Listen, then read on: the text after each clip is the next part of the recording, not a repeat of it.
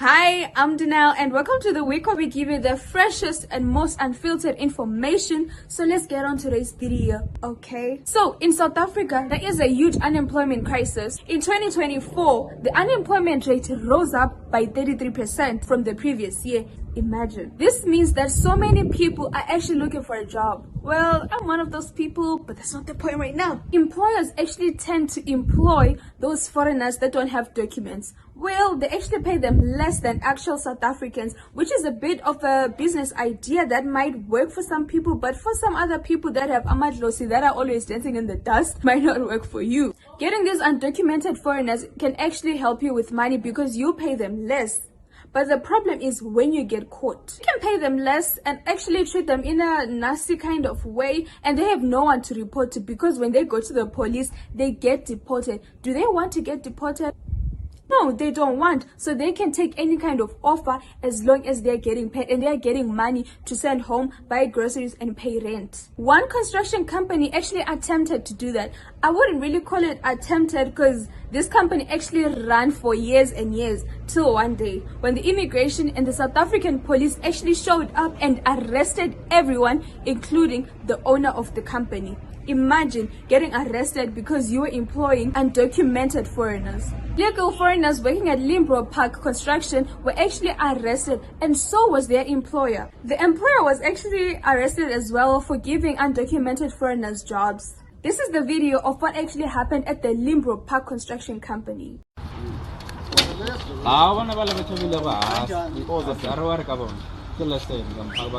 to that guy.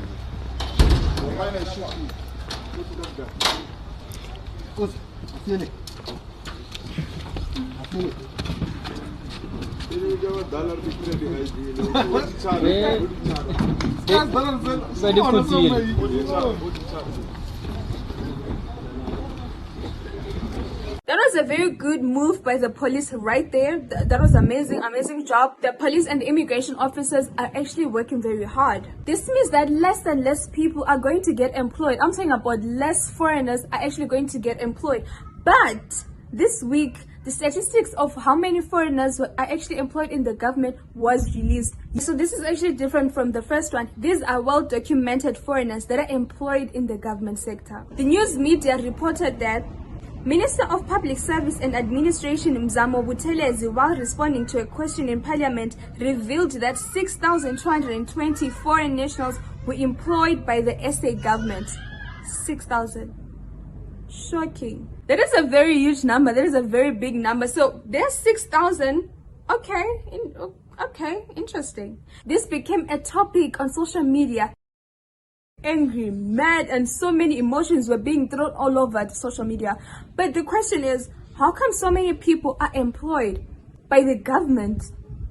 The public sector is actually going to get arrested for employing foreigners like other people, right? This has to happen because this is exactly what happened at the Limbro Park Construction. However, this is actually a different case if we look at it like this. First of all, these people are actually well documented. They have work permits, they have passports, everything is in order, unlike the people that were employed at the Limbro Park Construction, right? Second of all, from a law perspective, in the Immigration Act, immigrants are actually allowed to work in a country. They have the right to work in another country as long as their papers are actually well documented. So the public sector is actually safe for now.